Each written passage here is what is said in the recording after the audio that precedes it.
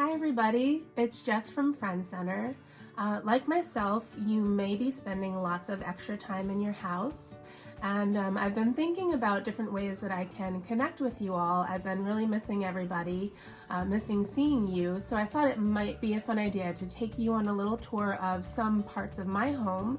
I have 3 different fish tanks at home. 2 of the 3 represent different biotopes, meaning that they're based off of very specific parts of the world. So this tank right here is in my living room. This is a West African biotope. So what that means is that the types of fish in here, the types of branches and driftwood, and the types of plants are all can be found in West Africa. So if you went to West Africa and put your head into a river and were able to look around, it might look something like this. So my husband Paul is here with me. He is very knowledgeable on fish. So maybe while I put some food in here, Paul can tell you about the different kinds of fish that you can see in the tank. The first one being these with the pretty tails. So these are called Congo tetras, and they obviously come from the Congo River in Africa. And you can see the ones with the long flowing tails here. Those are the males. The smaller ones that don't have the flowing fins are the females, and sometimes the males, they like to really kind of show off their fins and kind of, you know, get feisty and they're very silly. Yeah. So we also have some catfish in here. Those are the kind of silver and black striped looking fish that you can see going back and forth. And these are called the Bowie catfish, and they really like to stick together. They're all friends here, so they stay in a big group. I'm going to put a little more food in here. We also have what are called upside down catfish. And if they come out, you'll see what I mean. They actually have a belly that's filled with air, and they float upside down most of the time.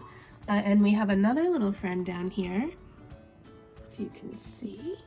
So that one down there is called a African butterfly cichlid, and he's okay. He leaves the other ones alone, but he kind of likes to stay by himself a little bit. Yeah, he's the fish that needs a little extra space. So you can kind of see underneath the log in the back, some of the catfish are starting to come out.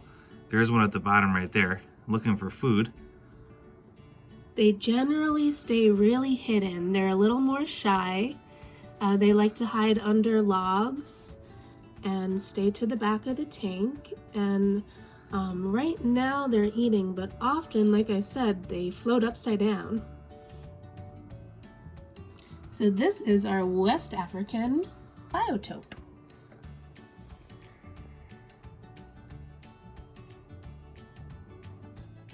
Hi friends, so we're now in a different room and I'm showing you a different tank. This one's really special because there is only one fish in this tank.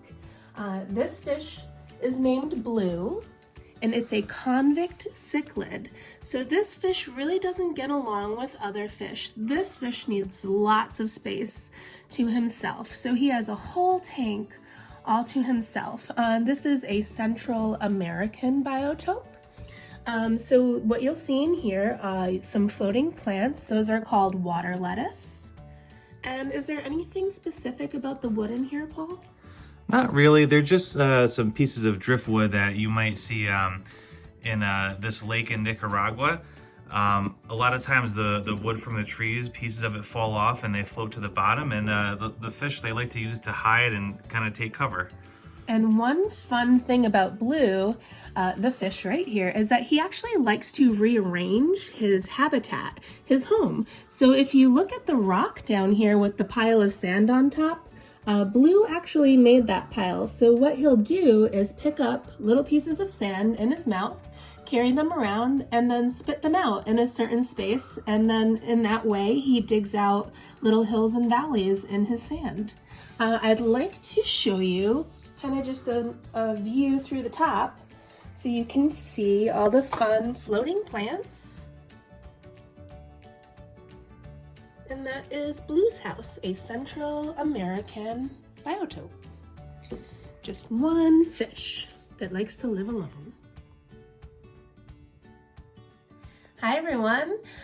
So the last tank I want to show you is one that's really special to me. You may remember when I was a teacher in Pod 2 and a little while after, this tank used to live in Pod 2 at Friends Center. So I took it home last year to keep taking good care of the fish and because I really love this tank and I wanted to keep it going. So this tank is filled with live plants. I believe that these plants come from, where do they come from, Paul? These are from Asia. From Asia. So the plants are from Asia. It's a mix of rocks that we collected from different riverbeds and from outside. There's lots of fun things. So these two little fish are platies. These fish were actually born in this tank. They're the last two platies from my original tank platies. Down here at the bottom is a fish that you might remember if you've seen this tank before. This fish is named Sticky and it's a Farlowella catfish. I don't remember where those come from. Those are from South America. South America. And Paul, do you want to tell us about these striped friends right here? I'm going to put a little food in so you can see all of our friends in the tank. So these are also from South America. They're called carry tetras. And it's kind of hard to see in the video, but when you look at them, they have a really beautiful, like a purple-blue stripe going down the side of them. So they're very, very active. They like to stick together and they dart all around the tank. They're a lot of fun to watch.